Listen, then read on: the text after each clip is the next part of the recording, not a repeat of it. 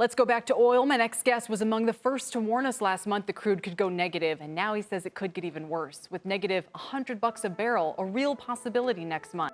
4월 20일 마이너스 37달러까지 떨어졌던 서부 텍사스산 원유 WTI 선물 가격이 다음 달 마이너스 100달러까지 떨어진다는 전망이 나왔습니다. 공급과 수요의 불균형이 계속되기 때문입니다.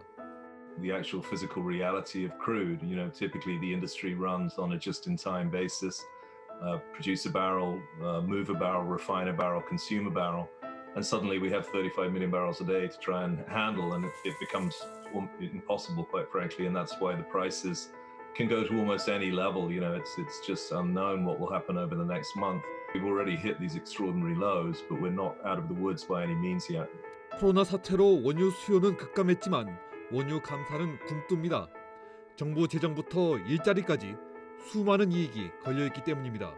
오펙도 미국도 눈치만 보며 다른 나라가 부담을 떠안기만 기다리는 꼴입니다.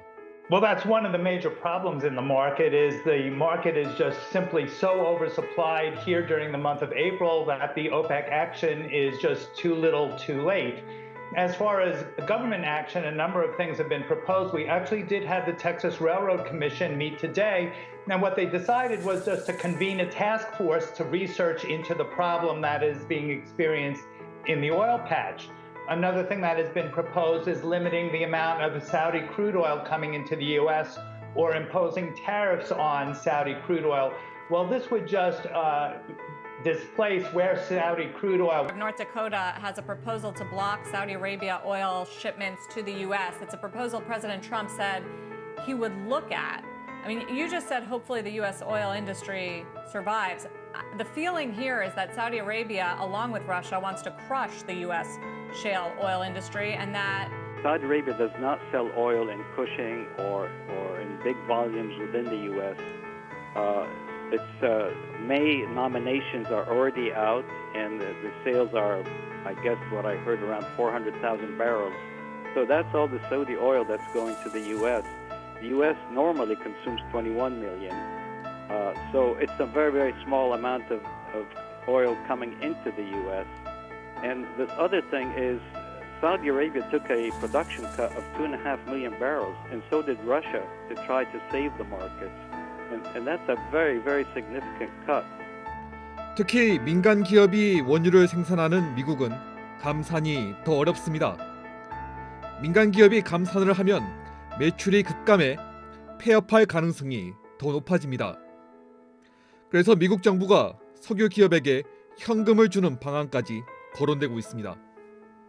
Federal government has some authorities and some powers. We've had a lot of discussion around purchases of crude for the Strategic Petroleum Reserve or purchases of crude actually in the ground, trying to hold back production by paying producers not to produce.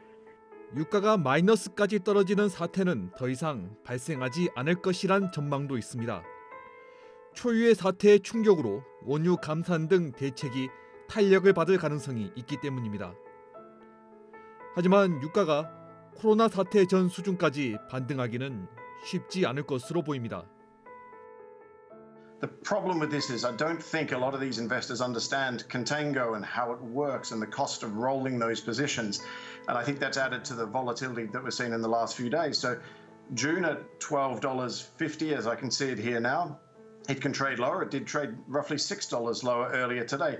Do I think we will have sustained negative prices? No, because it solves the problem. People stop producing and people are incentivized to find somewhere else to put that oil.